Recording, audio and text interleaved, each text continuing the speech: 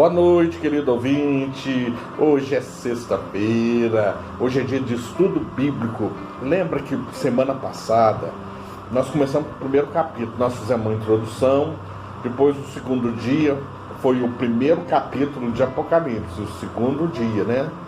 E no terceiro dia eu peguei o capítulo 2 e 3 e já resumi, tá certo? E eu fiz uma explanação boa, e agora nós estamos no quarto dia, quarto capítulo de Apocalipse. Então você vai lá acompanhar comigo. Lembrando aqui, vamos deixar bem claro o que eu falei, porque agora já começa a sair das cartas, as cartas das igrejas góis ou das igrejas gentílicas, e vai passar agora para a visão de João, o primo primeiro de Jesus, o filho de Zebedeu e Salomé, né? Ali na novela da Record chamou Sula, a mãe dele, e filho de Zebedeu. Ali na novela o nome estava certo do pai. Tiago e João eram irmãos, primos primeiros de Jesus. O João Batista é primo terceiro grau, filho de Isabel e Zacarias, certo? A Maria com Isabel eram primas primeiras. Sula ou Salomé e Maria eram irmãs. Por isso que Jesus era primo primeiro de João. João, quem que é esse João? O João Batista que batizava? Não. João é aquele que encostava a cabeça no peito de Jesus, era um dos discípulos. Tinha 12, dos 12 tinha 4 mais queridos, mais próximos, vamos dizer assim. Pedro, André, Tiago e João, né? 2 primos e 2 sócios dos primos, né? Na pescaria. E depois Jesus tinha 3 mais chegados: Pedro, Tiago e João, que estava com Jesus em todas as coisas. Tiago foi decapitado por Herodes, certo? O primo primeiro de Jesus, filho de Sula ou de Salomé e Zebedeu. E João é aquele discípulo que vai morrer de morte ou natural ou está vivo lá na Ásia, certo? Ele foi preso na ilha de Patmos, é o único que morre ou está vivo, porque não se conta a morte dele, né? Os discípulos não falam sobre a morte dele. Todos os discípulos morreram de morte trágica, né? Pedro foi o pior deles, que morreu de cabeça para baixo numa cruz. Crucificaram a Pedro, né? De cabeça para baixo. E todos os discípulos vão ser mortos de maneira trágica. E João é o que vai estar vivo. E é o que vai receber a revelação de Apocalipse. Pastor, Pedro também teve a revelação de Apocalipse. Tem um livro aí, Apocalipse segundo Pedro. Ele não é canonizado na Bíblia, ou seja, ele não é tido como livro inspirado pelo Espírito Santo. É considerado um livro apócrifo. Então nós vamos ficar só com o acontecimento do Apocalipse de João. João morava na ilha de Patmos, preso ali com alguns discípulos, mas ele escrevia, porque Deus mandou ele escrever. Ao mesmo tempo ele foi trasladado ou transportado para lá nos céus, e ali ele teve as revelações. Ele, quando ele viu Jesus, o primo dele, que encostava a cabeça no peito, ele não viu Jesus como aquele que era primo dele, que era mestre, que era senhor dele. Por quê? Jesus estava com o corpo glorificado e transfigurado, a pele bem com cor de ouro, né, amarela, a cor de ouro. O bispo João Carlos Marques diz que essa vai ser a cor de todos nós lá nos céus. Cabelos brancos, Jesus, como a alva blã, né? Olhos como chamas de fogo, saindo fogo. Agora ele não tem os olhos, mas de corvos. Pastor, mas Jesus tem olho verde, aquele Jesus que a gente vê nos quadros das ceias? Não. Jesus tinha olhos de corvos. Está lá no livro de Cantares, declarando como era Salomão e como era Jesus, um descendente assim. Cabelos pretos também, né? Mas ali no final ele vai ter o cabelo branco, da pele bronze, de ouro, dourada, com os olhos chamas de fogo, e sua boca saía uma palavra como voz de muitas águas. Então até a voz de Jesus foi transformada, né? E ali estava todo com cinto de ouro, com roupas fora do padrão que ele vestia aqui, tá certo? Vamos para o capítulo 4, vamos ver essa visão. Você está vendo que a gente vai capítulo por capítulo para dizer aquilo que a maioria das igrejas creem, ou até a possibilidade de outras que creem em outras coisas. Até te aconselho você ver a novela Apocalipse. Eu estou assistindo, tá fantástico. Eu choro na presença de Deus quando tem um versículo bíblico. Lógico que vão colocar histórias românticas, histórias de amor, vai ter todo um aparato aí, mas deixa eu te dizer uma coisa. confia em Deus, que você vai tendo entendimento, você vai se preparando. Eu só quero te lembrar uma coisa, fica firme, porque os últimos tempos vai ser difícil, vai ser complicado, tá? Então vamos ouvir. Deus abençoe poderosamente sua vida. Vamos lá, vamos orar primeiro. Senhor Jesus, no teu nome santo, eu quero apresentar diante de ti, Deus, a minha vida, a vida de cada ouvinte. Eu te peço que o Senhor possa abençoar, Deus, a cada pessoa que está, Senhor Deus, querendo aprender da tua palavra no livro de Apocalipse, querendo viver a tua vontade. O Senhor levanta os seus aqui na terra, seus profetas, seus homens, seus pastores, seus anjos. O Senhor levanta para que as pessoas possam acordar. Desperta, Deus. Se o seu Espírito Santo não despertar, nada vai acontecer. Desperta o ser humano para te servir. Começa a despertar a mim, Deus, e a todos os nossos ouvintes para desejar ardentemente a tua vontade. Te apresento nossa nação, nosso país diante de ti. Olha o caos que está acontecendo. Sabemos que o Senhor está tomando conta de tudo, Jesus. Toma a tua frente. Defende o nosso presidente, Deus. Defende essa nação brasileira. Tira essa doença desse país. E faça com que, Deus, nós possamos voltar aos nossos dias ao trabalho. Tira essa pandemia. Tira toda essa dificuldade. Abra as tuas portas da tua igreja, Deus, para que o teu povo seja ricamente abençoado, em nome de Jesus. Amém e amém. Então vamos lá, querido ouvinte, vamos ouvir da voz de Deus o que diz o capítulo 4 de Apocalipse, tá certo? Vamos lá. A visão do trono da majestade divina, os 24 anciãos e os 4 animais. Depois dessas coisas olhei, e eis que estava uma porta aberta no céu, e a primeira voz que, como trombeta, ouvira falar comigo, disse: sobe aqui, e mostrar-te-ei as coisas que depois destas devem acontecer. Então ele olhou e viu que estava uma porta aberta no céu. Que bênção, né? Que glória isso para João. E a primeira voz que, como trombeta, ouvira falar comigo, né? Qual que é aquela primeira voz? A voz de um anjo, né? Que levou João até a voz do Filho do Homem, que é Jesus, né? E ele diz: sobe aqui e vou te mostrar as coisas que depois dessas devem acontecer. Então aquele anjo vai mostrar tudo aquilo que vai acontecer até o final dos tempos. Então vamos estudar, vamos com afinco agora. E logo fui arrebatado em espírito, ou seja, o corpo dele ficou ali, certo? E a alma com o espírito foi lá para a eternidade. E eis que um trono estava posto no céu e um assentado sobre o trono. Oh, glória a Deus! E o que estava sentado era na aparência semelhante à pedra de jaspe e de sardônica. E o arco celeste estava ao redor do trono e era semelhante à esmeralda. Que bênção, hein? Da presença de Deus. E ao redor do trono havia 24 tronos.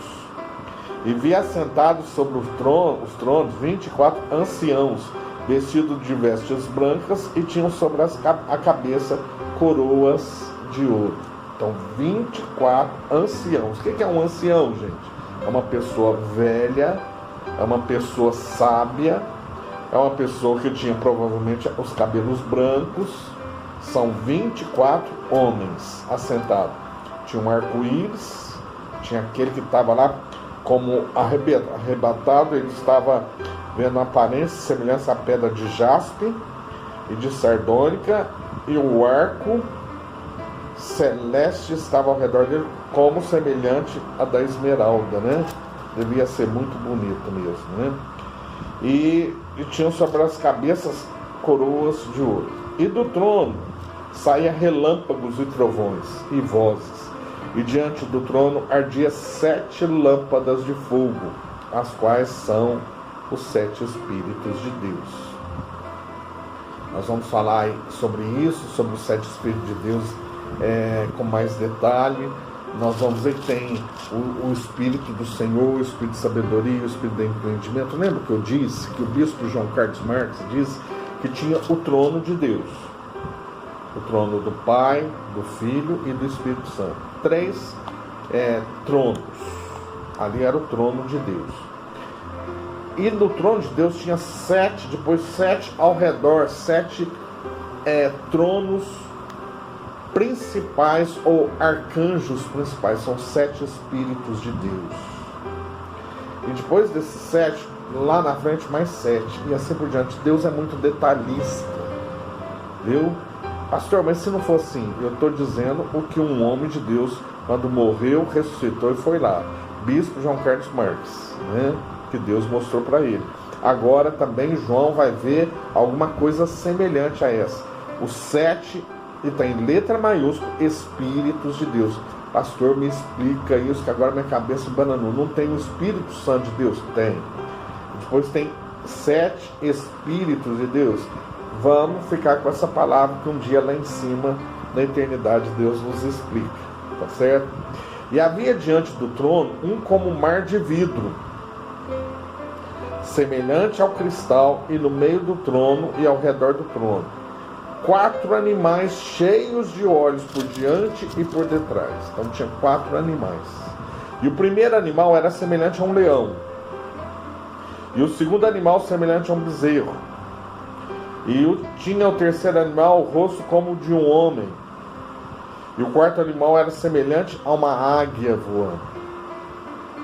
E os 4 animais tinham cada uma, respectivamente, 6 asas ao redor, por dentro, estavam cheios de olhos, e não descansam nem de dia nem de noite, dizendo: Santo, Santo, Santo é o Senhor Deus, o Todo-Poderoso, que era e que é e que há de vir.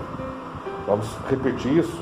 Santo ao Pai, Santo a Jesus, o Filho, e Santo ao Espírito Santo de Deus, o Todo-Poderoso, que era, que é e que há de vir. Que benção quando você entende que o teu Deus, ele é em 3 pessoas. Ele é, não, eles são, pastor.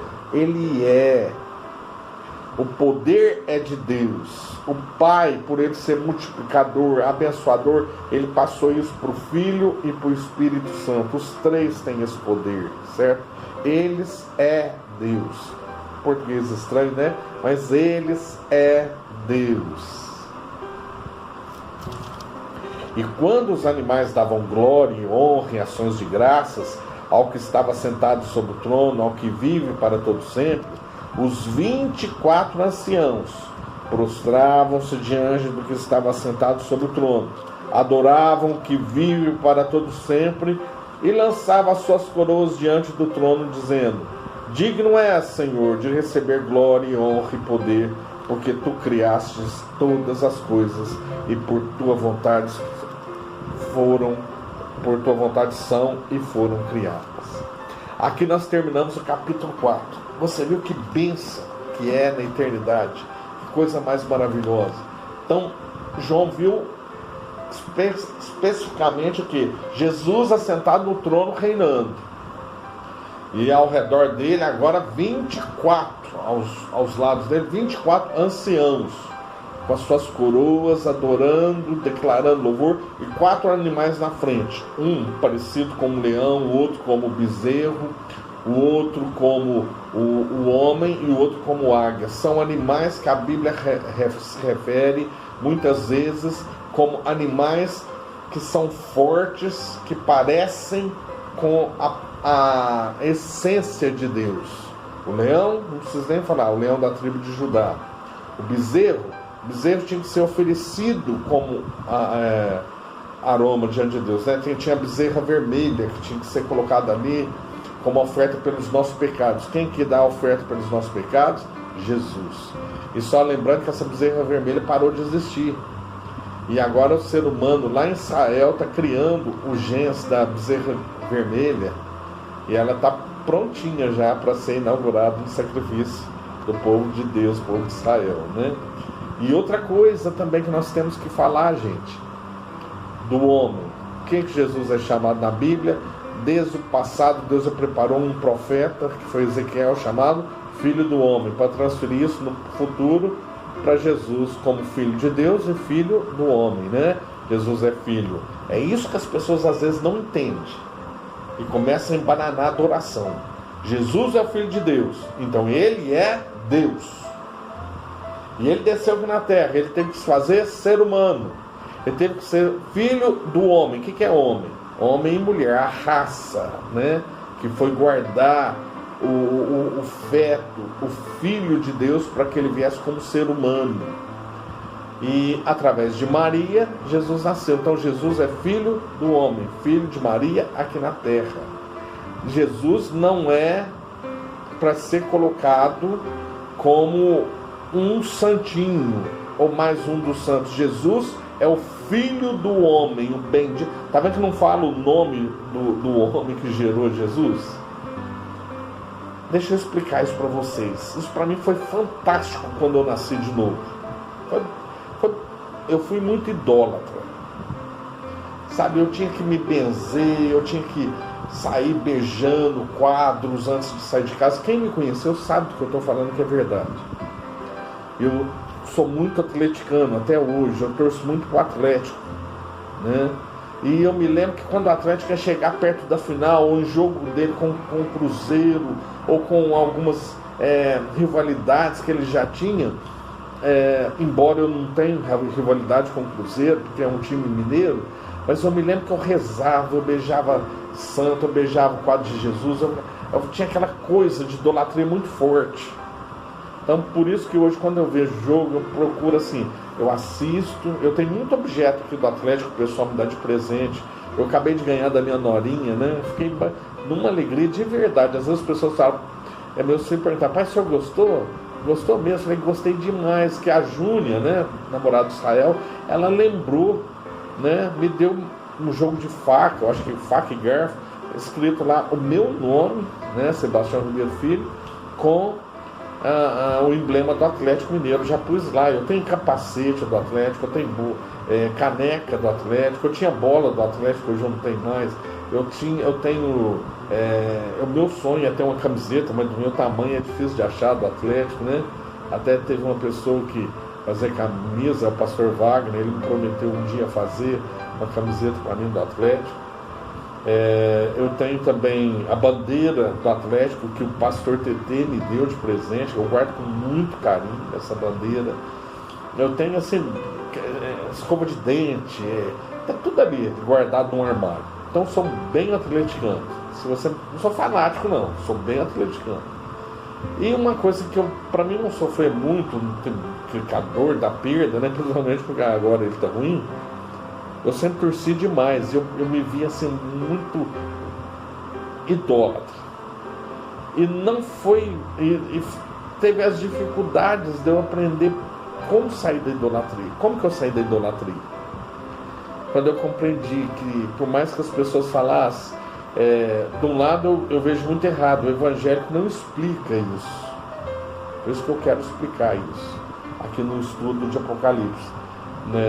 Maria é uma mulher bem-aventurada? A bem-aventuradíssima. Por que ela foi escolhida? Porque ela era muito fervorosa, muito firme com Deus. Ela era santa, sem pecado original? Não, isso não. Isso não, porque ela pediu e cantou e louvou a Jesus como Deus e Salvador dela. Embora ela não compreendesse muitas coisas, ela sofreu muito ali como mãe, né? Que ela foi mãe até o final dele, até depois da morte. Graças a Deus ela viu ele ressurreto, ela viu Jesus chegar ali e começar a igreja. Ela estava ali nas 120 pessoas, já pôs os filhos dela, os irmãos de Jesus de carne, né? A ser fervoroso com Deus. Tiago se tornou o grande apóstolo aí, líder, grande presbítero, líder da igreja. Tiago, irmão do Senhor. Judas é um outro também que escreve a carta lá. Não estou falando de Judas Iscariotes, nem Judas Tadeu, nem Tiago que foi decapitado, nem Tiago menor. Estou falando de Tiago, irmão de Jesus, que lá na novela está explicando bem. Ele está lá estudando em Jerusalém. Ele teve dificuldade de conversão. No começo ele era meio incrédulo, depois ele converte. Maria foi uma mãe, uma mulher exemplar, uma esposa exemplar. Depois da morte do seu filho, do seu marido, ela conseguiu manter a rédea da casa. Muitas vezes a ciumeira dos filhos com relação a Jesus, ela foi muito bem-aventurada. Eu já escutei as pessoas falando assim, que tem crente que fala que Maria era prostituta. Pelo amor de Deus, gente, isso é desonrar uma pessoa que foi fiel a Deus. Ela permitiu que uma virgem, permitiu que ele entrasse no ventre, né, dela através do arcanjo Gabriel. Ela é muito bem-aventurada, só posso falar bem. Ela é nossa irmã na fé, mas mãe de Deus ela não é, porque para ser mãe de Deus ela tem que ser mulher do Pai Celeste, e ela não é. Ela foi mulher do padrasto de Jesus, que era José, que criou ele como filho, né? Então vamos deixar isso bem compreendido. Por que padrasto e não pai? Ele não tinha o sangue de José. Jesus não tinha nada do sangue. Agora de Maria, ele se alimentou da placenta, né, aquele período todo, mamou na Maria. A característica física dele era parecida com a de Maria, uma mulher morena, não é aquela loira italiana que expõe aí não. Aquele olhinho verdinho, azulzinho, loirinha, cabelinho cacheado. Ela devia ter cabelos cacheados, mas morena, devia ser muito bonita, né? Por Jesus ser muito bonito, a característica é essa. Jamais foi prostituta. É que às vezes as pessoas na hora de explicar falam muito correndo. Jesus, na sua ascendência, né? Ou seja, os seus pais lá para trás, teve sim mulheres que prostituíram, que erraram, que falharam, né? Deus ali chama Raabe, é uma prostituta, né? Deus chama Betseba, que é uma adúltera, que vai ser mãe, né? E do que falar de Sara, que Abraão vendia a mulher dele para ele não morrer. Isaac vendia Rebeca para não morrer. Jacó, ele casa com Lia e Rebeca, e Raquel, desculpa, Lia e Raquel, mas ele vai ser descendente da melhor ali, que não era idólatra, que era correta, que era muito feia, por sinal, que era Lia. E depois nós vamos ver o que? Judá, que da onde que Jesus descendeu, ou seja, da onde que Jesus saiu, da tribo de Judá. Judá, os filhos dele eram perversos. E Onã não tiveram filhos com a sua esposa, que era Tamar. Casou com Tamar, não teve filhos, aí era promessa naquela época que casaria com o irmão mais novo, então foi casando com Onã, não teve filho. Os dois eram perversos, e tinha o terceiro que teria que se comprometer a casar com ela, mas Judá e a esposa falaram assim: não, ela vai, o problema está nela, os nossos filhos morrem, mas o problema estava nos filhos, na criação daquele casal. E o que acontece? Ela veste de prostituta, mas ela não era prostituta. Ela era uma mulher do povo de Canaã, ela não era judia, mas ela se põe pronta para se vestir de prostituta, para dormir com seu sogro. Olha para você ver o que ela pensou: vou dormir com meu sogro, vou engravidar dele, porque ela não me dá o filho mais novo para casar, né? E aí o que acontece? Ali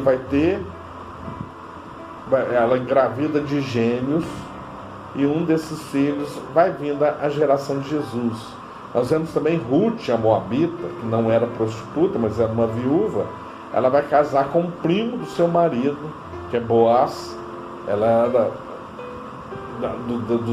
dos filhos de Moabe, né, dos filhos de Ló, mas ela não era prostituta, ela era bem-aventurada, era uma mulher abençoada. E ela pegou o Deus de Noemi, da sua sogra, que era o Deus de Israel, e se tornou Deus na vida dela. Então, não há que Jesus era filho da Maria prostituta. Isso não existe. Gente crente não pode falar uma besteira dessa. E o crente admira muito Maria. Todos nós admiramos. Uma mulher muito bem-aventurada. Agora, jamais, se você quiser guardar isso, foi aonde eu guardei. Eu sou uma pessoa que gosta muito de caixa, de sacolas bonitas. Eu tenho isso. Às vezes a pessoa me dá um presente, eu fico doido com aquela caixa, com aquela coisa, né, de guardar. Imagina você ganhando uma joia e a caixa é muito bonita. A joia cara está dentro da caixa. E muitas vezes as pessoas, como eu gosto muito de caixa, valoriza mais a caixa do que a joia. Pastor, o que o senhor quis dizer? Maria foi a caixa. Foi a mulher bem-aventurada, abençoada, que colocaram a joia dentro da caixa. Colocaram Jesus dentro dessa caixa, dessa mulher judia, essa mulher bem-aventurada, que foi Maria, abençoada, e ali a joia veio ao mundo depois de 9 meses e nasceu, e se tornou o Salvador do mundo, o Senhor, inclusive ele é o Senhor Salvador de Maria, certo? Então é essa a explicação que eu queria te dar. Minha idolatria foi embora, graças a Deus eu não sei ser idólatra com nada, não sou apegado a nada a não ser ao meu Deus e Salvador. Lógico que a gente ama as pessoas, ama os amigos, ama a esposa, ama os filhos, ama as ovelhas, mas a adoração somente a esses 3, Pai, Filho e Espírito Santo. Toda honra, glória e poder ao Rei de Salém. Tá certo? Pastor, só para encerrar, nós vimos 24 homens aí. Nós vamos explicar claramente quem são esses 24 homens no próximo capítulo ou no outro em diante. E eu vou já estar falando um pouquinho mais desses 7 Espíritos de Deus. Vou estar trazendo para você a palavra do nosso Deus, tá certo?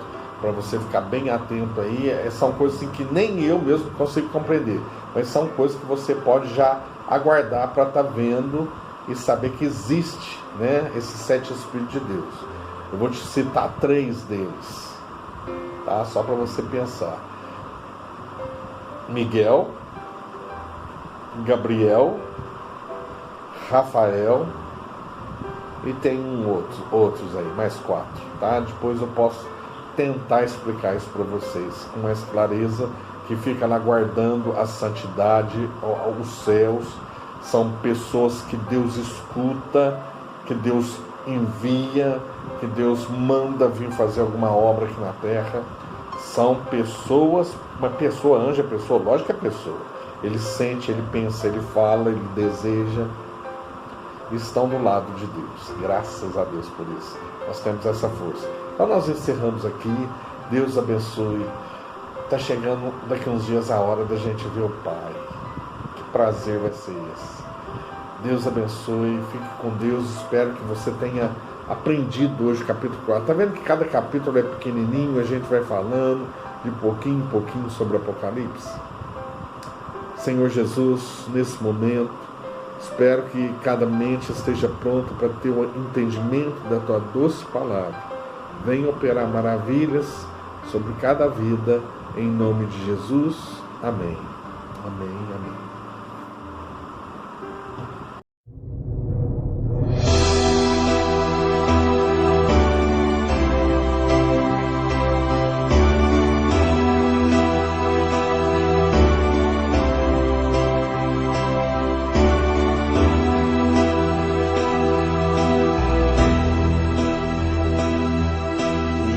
O sol não vai brilhar no céu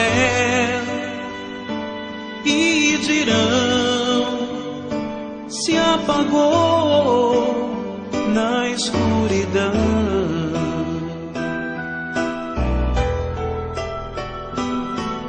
Um dia não haverá mais o amanhã, não. Só o som que o ai produz na escuridão.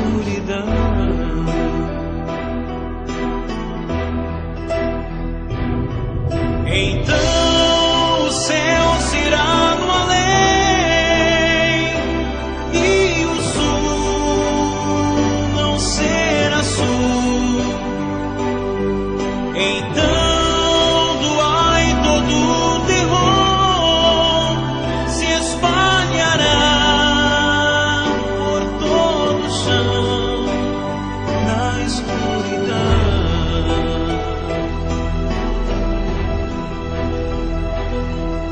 Um dia os que vivem aqui sem Deus chorarão, sofrerão na escuridão.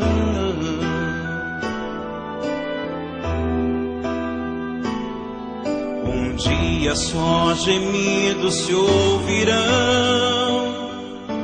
ódio e dor se farão sentir na escuridão.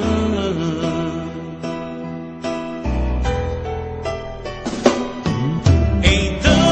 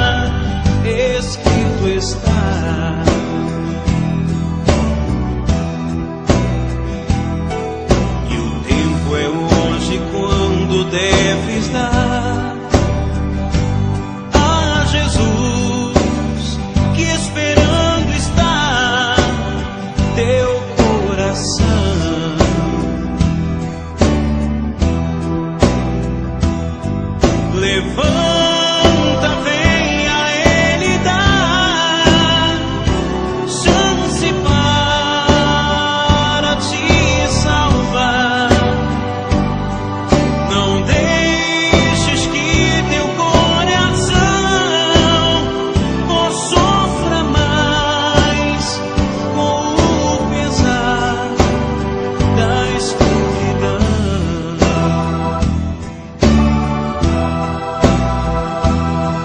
Porque viver a vida aqui sem Deus pra chorar e sofrer sem salvação.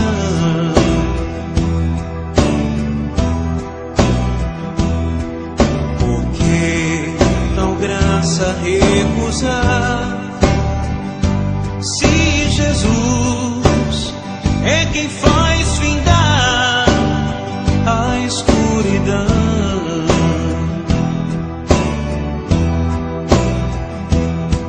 Levanta, vem a Ele dar chance para te salvar.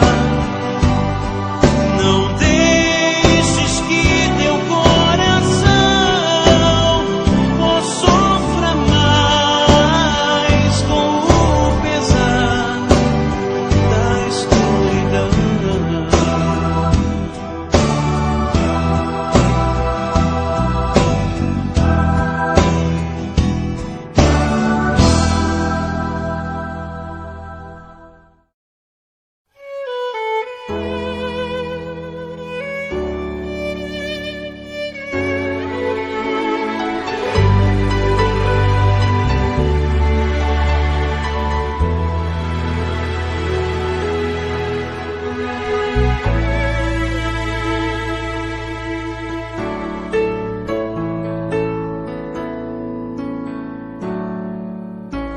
No mundo ainda existem belezas que alegram a vida e nos fazem sonhar.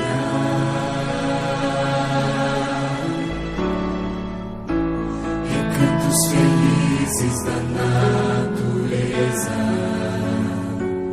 onde qualquer ser humano gostaria de estar.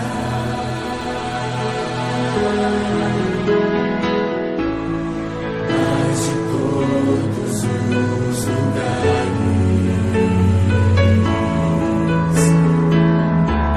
o mais bonito e inspirador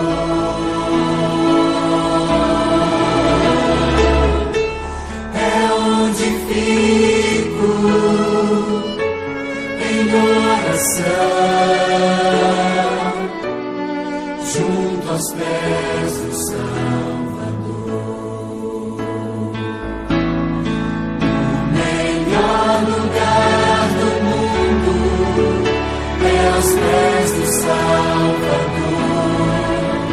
É ali onde a esperança traz alívio ao sofredor.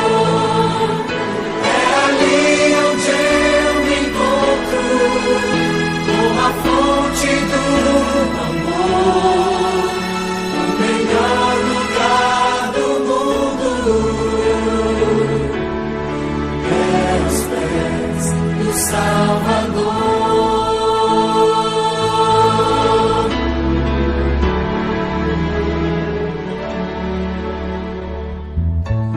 Sonhamos com casas que tenham conforto, talvez numa encosta com vista pro mar. Mas as maravilhas não fazem sentido se Cristo não está no primeiro lugar.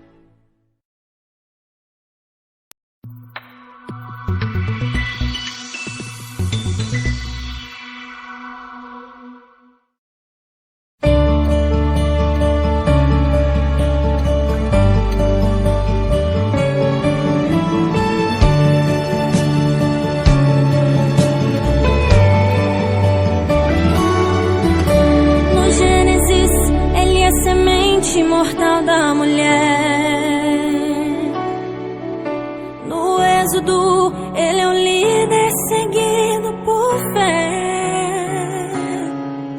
Levítico é o sacrifício de oferta e perdão. Em Números, herança e organização. Em Deuteronômio é fé em ação. Em Josué, ele é um capitão vencedor. Em Juízes, é o justo juiz que a lei santa aplicou. Em Ruth, ele é o parente que não desampara. E em Samuel, ele é resposta clara. E quem ora e crê, sua bênção declara. Em Reis, ele é o maior rei que sempre reinará. Em Crônicas, ele é a história que não morrerá. Em Esdras, ele é o decreto de Deus a servir. Neemias é certa missão a cumprir. Isto é resposta pra quem sabe agir. Em Jó, ele é o redentor que se levantará. Em Salmos, ele é o pastor que nada faltará.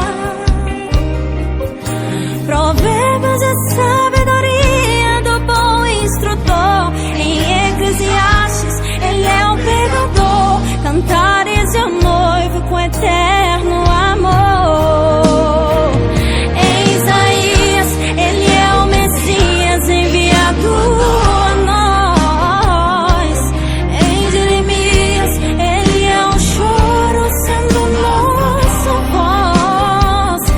Em Lamentações, ele é o clamor que seu povo pediu. Em Ezequiel, ele é o filho do homem, o maior dos homens que o mundo já viu. Em Daniel, ele é o tempo do tempo a cumprir.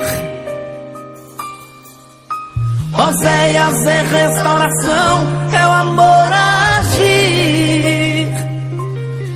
Em Joel, ele é o juiz sobre um povo pagão. Amós e Obadias, ele é punição. Em Jonas, perdoa quem quer perdão. Miqueias, ele é mensageiro. Naum, ele é o vingador. Abacuque, ele é voz de Deus a gritar. Aviva, povo adorador. Sofonias é o pastor zeloso. Ageu a herança, ele vem restaurar. Zacarias e Malaquias é o sol da justiça e não se apagará. Não se apagará. Em Mateus, é o Filho de Deus a salvar. Em Marcos, é a mão de Deus a operar. Em Lucas, é o Filho do homem a andar. Em João, é a porta do céu para o homem passar. Em Atos, é luz para Paulo. Romanos, é a nossa justificação. Coríntios, nos limpa de todo pecado. Em Gálatas, redime sua criação. Efésios, é nossa riqueza insondável. Em Filipenses, ele é o supridor. Em Colossenses, ele é plenitude. Tessalonicenses, é rei. Timóteo, é mediador. Tito e Filemon, amigo ele é. Hebreus é aquele que honra a fé. Tiago é o modelador da igreja. Em Pedro é a pedra que o mal esmagou. Em João ele é o puro amor.